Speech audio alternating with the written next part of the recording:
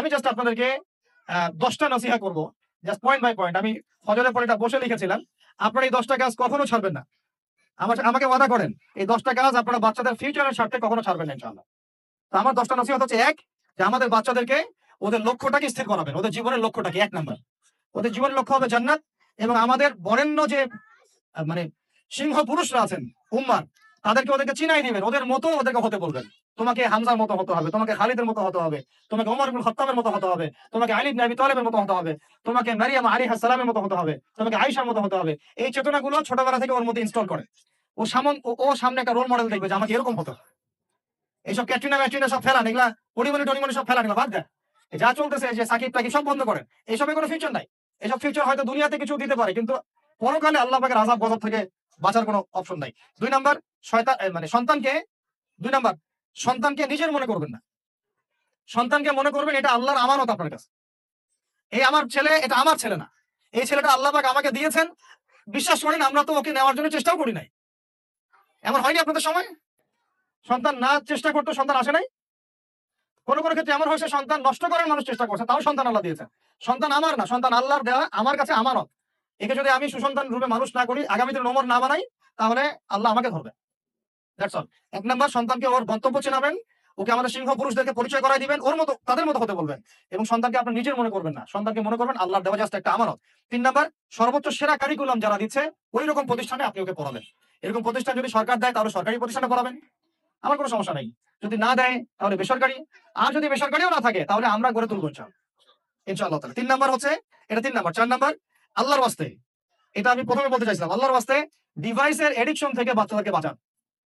ডিভাইসের এডিকশন এত মারাত্মক যে আমি নিজে এখন কোরআনের আয়াত ভুলে যাচ্ছি দিন দিন।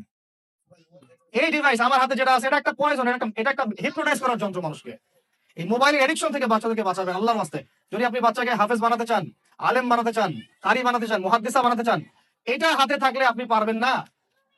এটাতে এডিক্টেড হয়ে গেলে আপনি কোনোভাবেই বাচ্চাকে মেমোরি ধরে রাখতে পারবেন না। বহু হাফেজে কোরআন ভুলে গেছে দিন দিন এটার কারণে। এটার মধ্যে অ্যাডাল্ট্রি অনেক কিছু আছে, ওরা এগুলো বোঝে। ওরা এগুলো এখন বোঝে, কিন্তু ওরা ছোট নাই এখন। এগুলো একটা কার্টুন দেখতে গিয়ে ওরা 10টা দেখে ফেলবে, আজে বাজে জিনিস দেখে ফেলবে। এটা এটা এটা এটা এটার মানে ব্যবহারটাকে নিয়ন্ত্রণ করেন। ডিভাইস এডিকশনটা বন্ধ করেন। আল্লাহ পাক তৌফিক দান করেন, আমিন। 5 নাম্বার, 5 নাম্বার হচ্ছে ম্যানুফ্যাকচার্ড কোনো খাবার বাচ্চাদেরকে খাওয়াবেন না। ফিজিক্যালি ওদেরকে ফিট রাখার চেষ্টা করবেন। ম্যানুফ্যাকচার্ড খাবার মানে একটু আগে দেখলাম যে বাইরের খাবারগুলো এটা খাচ্ছে, চিপস টিপস ইত্যাদি। এগুলা ওর হজম শক্তি নষ্ট করবে, ফিজিক্যাল স্ট্রেংথ নষ্ট করবে, ওর মেমোরি শার্প হতে দিবে না। ওকে ভিতর থেকে ওই যে একটা শব্দ একটু আগে বলেছে এক ভাই, যে ব্রয়লার মুরগি বানাই দিবে, আসলেই তাই বানাই দিবে। আসলেই তাই বানাই দিবে। আমরা ঢাকা শহরে যখন থাকি, ছেলেপেলেদের 15 বছরের ছেলের ভুঁড়ি দেখলে আমাদের মনে হয় যে কি একটা অবস্থা। ফাস্টফুড, পিজ্জা, বার্গার, কফি, এগুলাই ওদের জীবন, এগুলাই ওদের জীবন।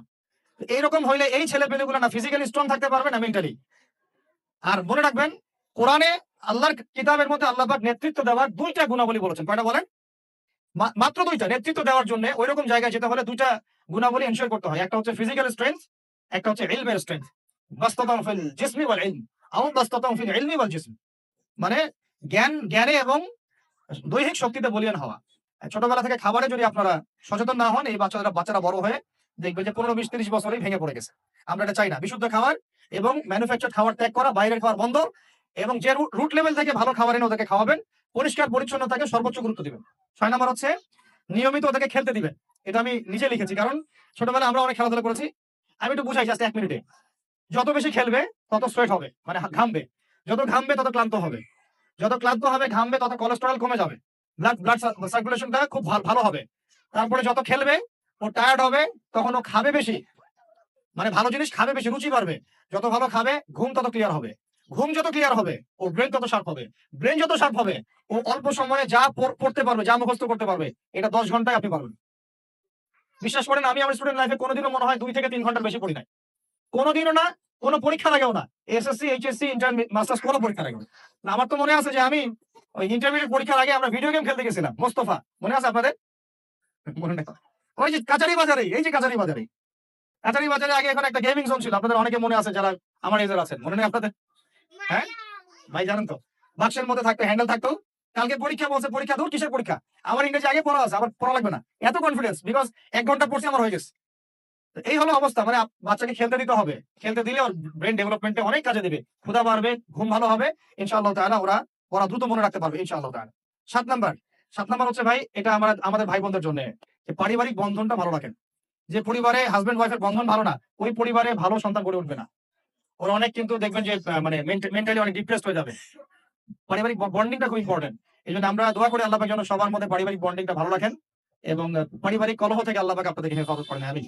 আর 8 নাম্বারটা হচ্ছে বাবাদেরকে বলছি আমি, যে বাবাদের উচিত হবে মাদের দায়িত্ব না শুধু সন্তানদেরকে সময় দেওয়া, বাবাদেরকে। Because because brother, you are not a money making machine at all. আপনি মানি মেকিং কোনো মেশিন না। আপনার কাজ শুধু টাকা আর্ন করা না তো। আপনার আমার কাজ হচ্ছে বাচ্চাকে সময় দেয়া। কোরআন আপনি খোলেন, কোরআনের মধ্যে আপনি মা এবং ছেলের কোনো কনভারসেশন পাবেন না। আমার জ্ঞান ক্ষুদ্র, যদি থাকে আমাকে জানায়, যে কোনো জায়গায় যদি থাকে, কোনো জায়গায় যদি পান মা এবং ছেলের কনভারসেশন আমাকে জানায়।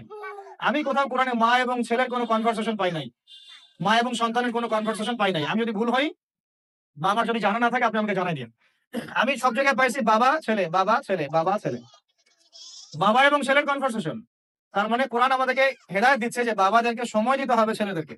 ইউসুফ তার বাবার সাথে কথা বলছেন, ইউসুফের বাবা তার ছেলের সাথে কথা বলছেন, লুকমান আলাইহিস সালাম তার ছেলেকে নসিহত করছেন, ইব্রাহিম আলাইহিস সালাম তার ছেলেকে বলছেন আমি তোমাকে জবাই করার স্বপ্ন দেখেছি। মা ছেলের কনভারসেশন খুব পাওয়া যায় না। আমি জানি না কোনো জায়গায় থাকতে পারে, থাকলে আমাকে জানায়েন, কিন্তু আমি পাইনি কখনো। তো বাবাদেরকে বলবো আপনি সন্তানকে সময় দেন, because you are not a money making machine at all. আপনি কোনো মানি মেকিং মেশিন নন। এটা হলো 8। আর দুটো বলে শেষ করতেছি। 9 নাম্বার হচ্ছে সন্তানকে চাপ দিবেন না, চাপ দিয়ে ওকে জোর করে কোনো কাঠামো দেওয়ার চেষ্টা করবেন না, বরং আপনি খুঁজে বের করেন আপনার সন্তানের মধ্যে ইউনিক প্রতিভা কি আছে। এই মেয়েটার মধ্যে হয়তো একটা প্রতিভা আছে যেটা আমার মেয়ের মধ্যে নাই, এর মধ্যে একটা প্রতিভা আছে ইউনিক যেটা ওর মধ্যে নাই, ওই ছেলেটার মধ্যে একটা প্রতিভা আছে যেটা আবার এই মেয়ের মধ্যে নাই। আপনি কখনো কারোর সাথে কারো তুলনা করবেন না। তুমি মারিয়ামের মতো ফার্স্ট হতে পারো নাই কেন, তুমি ওই সুমাইয়ার মতো সেকেন্ড কেন হলো না, তুমি ওই আব্দুল্লাহর মতো কেন ফার্স্ট হলো না, কখনো এরকম তুলনা করবেন না। এগুলো করলে ছেলেরা ভিতর থেকে, মেয়েরা ভিতর থেকে খুব ডিপ্রেসড হয়ে যায়, আত্মবিশ্বাস হারায় ফেলে। ওরা মানে মনে করে হয়তো আমার দ্বারা কিছু হবে না। বরং আপনি আর উৎসাহিত করবেন, কোনো সমস্যা নেই বাবা, কোনো সমস্যা নেই আম্মু, এবার বরং এই পরে এবার হবে ইনশাল্লাহ। বরং তাদেরকে সময় দিবেন এবং খুঁজে বের করবেন যে কোন প্রতিভা আপনার মেয়ের মধ্যে, আপনার ছেলের মধ্যে আছে। কেউ দেখবেন খুব ভালো লিখতে পারে, কেউ ভালো আবৃত্তি করতে পারে, কেউ ভালো নেতৃত্ব দিতে পারে, কেউ ভালো দেখবেন যে মাশাআল্লাহ মুখস্থ করতে পারে। প্রতিভা বিচক্ষণতার সাথে ফাইন্ড আউট করতে হয়। এটা আমার কাজ বাবা হিসাবে, আপনার কাজ মা হিসাবে। আল্লাহ পাক আমাদেরকে এটা করার তৌফিক দান করেন, আমি জোর করে চাপায় দেওয়া যাবে না। আর একটা নসিহত শেষ, সেটা হলো আমরা তো 5 ওয়াক্ত নামাজ পড়বই, বাচ্চাদেরকে তো ইসলামিক পরিবেশ দিবই। আমাদের তাহাজ্জুদের ওয়াক্তে 2 রাকাত নামাজ পড়াটাকে আপনার উপর ফরজ করে নেন। তাহাজ্জুদের ওয়াক্তে অন্তত 2 রাকাত নামাজ পড়াকে আপনার আমার উপর ফরজ করে নেন, যদিও এটা ফরজ না, ফরজ করে নেন। কারণ ওই সময় দোয়া যেগুলো করা হয় আল্লাহর কাছে একদম সরাসরি কবুল হয়। আপনাদেরকে আমি একজন মনীষীর কথা খালি বলবো, ইমাম বুখারী রাহিমাহুল্লাহ, নাম শুনেছেন আপনারা? তার কিতাব কিয়ামত পর্যন্ত ইনশাআল্লাহ পড়ানো হবে, ওইটা না পড়ে কেউ আলেম হয় না, তাই না বিষয়টা? তিনি যে একসময় অন্ধ ছিলেন আপনারা কি জানেন? তিনি যে একসময় চোখে দেখতে পারতেন না, আপনারা কয়জন জানেন? তার মা তাহাজ্জুদের ওয়াক্তে আল্লাহর কাছে কান্না করতে করতে করতে করতে, আল্লাহ আমার ছেলের চোখটা ভালো করে দাও, আল্লাহ আমার ছেলের দৃষ্টিশক্তি ফিরায় দাও, আল্লাহ আমার ছেলের দৃষ্টিশক্তি ফিরায় দাও। মায়ের এই দোয়া আল্লাহ পাকের আরশ পর্যন্ত পৌঁছে দেয় অলৌকিক ভাবে, মিরাকুলাসলি। ইমাম বুখারী রাহিমাহুল্লাহ সকালবেলা উঠে চোখে দেখা শুরু করে। আজকে ইমাম বুখারী কি এবং তার কিতাবের মূল্য কি, তার মর্যাদা কোথায়, তার কিতাব না পড়লে আমাদের মধ্যে কোনো মানুষ আলেম হতে পারবে না, এটা আমরা এখন স্বতঃস্বীকৃত। কিভাবে হয়েছে ভাই বোনেরা? দোয়ার মাধ্যমে। প্রচুর দোয়া করতে হবে সন্তানদের জন্য। আমি যতবার বাইতুল্লাহ যতবারই জিয়ারত করেছি, তাওয়াফ করেছি, প্রত্যেক তাওয়াফে আমি সবসময় দোয়া করি আমার ছেলে মেয়েদের জন্য। আল্লাহ আমার ছেলে ওসমানকে ওসমান রাদিয়াল্লাহু আনহুর মতো বানাও, শর্টকাট দোয়া কি। আমার ছেলে মেয়ে মারিয়ামকে মারিয়াম আলাইহিস সালামের মতো বানায় দাও। আল্লাহ আমার মেয়ে আয়েশাকে আয়েশা রাদিয়াল্লাহু আনহার মতো বানায় দাও। আল্লাহ আমার ছেলে ওমরকে ওমর ইবনে খাত্তাবের মতো বানায় দাও। আপনারা এবার দোয়া করতে থাকুন। দোয়া কবুলের সময়গুলো খুঁজে খুঁজে বের করে দোয়া করতে থাকতে হবে। ইনশাআল্লাহ বাবা মার দোয়া আল্লাহ পাক ফেলবেন না ইনশাআল্লাহ। আল্লাহ পাক আমাদেরকে এই বিষয়গুলো আমল করার তৌফিক দান করেন। আর সব সময় ছেলে মেয়েদেরকে আত্মবিশ্বাস দিবেন। যত তাদেরকে কনফিডেন্স দিবেন ওরা আরো ভালো করবে। যত ধমক দিবেন এই তুই পারিস না, তোর দ্বারা হয় না, তুই কি করস, ইত্যাদি ইত্যাদি, তত দেখবেন ও আর পারতেছে না। আমি বেসিক্যালি ছোট থেকে যে বড় হয়েছি, এই জিনিসটার অনেক ঘাটতিতে বড় হয়েছে। কনফিডেন্স না দেয়া, কনফিডেন্স না দেয়া। তবে সবাই সবকিছু হয় না, কিছু ব্যতিক্রম বিষয় থাকে। কিন্তু আমি যেটা রিয়েলাইজ করেছি, একটা মানুষকে যখনই কনফিডেন্স দেওয়া হয় সে অনেক ভালো করে। যখন আপনি তাকে আন্ডারস্টিমেট করবেন সে ভালো করতে পারবে না। তাই আল্লাহর ওয়াস্তে আমাদের বাচ্চাদের উপরে চাপ না দিয়ে আত্মবিশ্বাস দিবেন, ভালোবাসবেন, মহব্বত করবেন, ওকে উৎসাহ দিবেন, দেখবেন ইনশাআল্লাহ ও আরো ভালো করতেছে ইনশাআল্লাহ। মাশাআল্লাহ তুমি তো সুন্দর লিখছো, আরেকটু ভালো করো। ভালো হয়েছে তো মাশাআল্লাহ, আরেকটু করো। সুন্দর আর্ট করছো, আরেকটু ভালো করো। মাশাআল্লাহ এক পারা তো মুখস্থ করে ফেলছো, আরেক পারাও পারবা ইনশাআল্লাহ। ওকে এভাবে বুস্ট আপ করতে থাকেন। ইনশাআল্লাহ তাআলা দেখবেন এভাবে যদি একটা পরিকল্পনা মাফিক আমরা আগাই, জাস্ট 20টা বছর সবর করি যদি আমরা, আল্লাহ পাক যেন আমাদেরকে তৌফিক দান করেন, টানা 20 বছর যদি আমরা নেক হায়াতের সাথে এভাবে রাত দিন 24 ঘন্টা নিরলস দিনের কাজ করতে পারি, লিস্ট এডুকেশন সেক্টরে, আমাদের তো পলিটিক্যাল সেকশন নাই, ইকোনমিক সেকশন আমাদের হাতে নাই, লিস্ট শিক্ষা সেক্টরে যদি আমরা এভাবে কাজ করতে পারি, আগামী 20 বছরে বাংলাদেশের শিক্ষা ক্ষেত্রে হুলিয়া পরিবর্তন করে ফেলা সম্ভব ইনশাআল্লাহ। কারণ সবকিছু নতুন করে করা লাগবে না, আমরা শুধু সমন্বয় করব, পরিবেশ করব এবং আমাদের জানমাল, সময়, শ্রম, জমি জমা এগুলো ওয়াকফ করবো ইনশাআল্লাহ আল্লাহর জন্য। এবং এগুলো করলে লাভ কি হবে, ওই বিখ্যাত হাদিসটা দিয়ে শেষ করতেছি, যে নবী সাল্লাল্লাহু আলাইহি ওয়াসাল্লাম বলেছেন, ইযা মাতাল ইনসান, যখন মানুষ ইন্তেকাল করবে বা করে, ইনকাতা আনহু আমালু, তার আমলনামাটা কেটে দেওয়া হয়, বন্ধ হয়ে যায়, ইল্লা সালাস, তিনটা রাস্তা খালি জারি থাকে।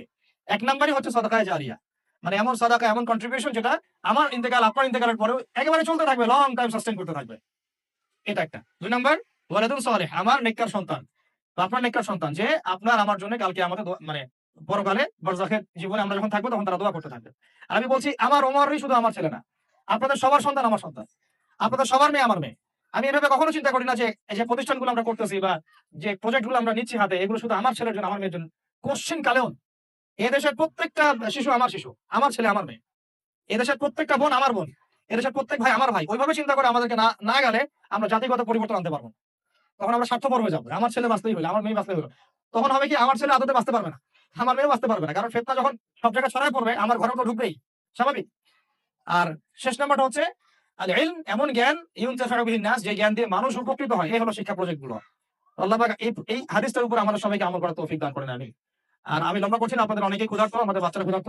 আমরা দোয়া করি আল্লাহ পাক যেন আমাদের সবাইকে পবিত্র কোরআন এবং নবীর হাদিস অনুযায়ী জীবন করার তৌফিক দান করেন।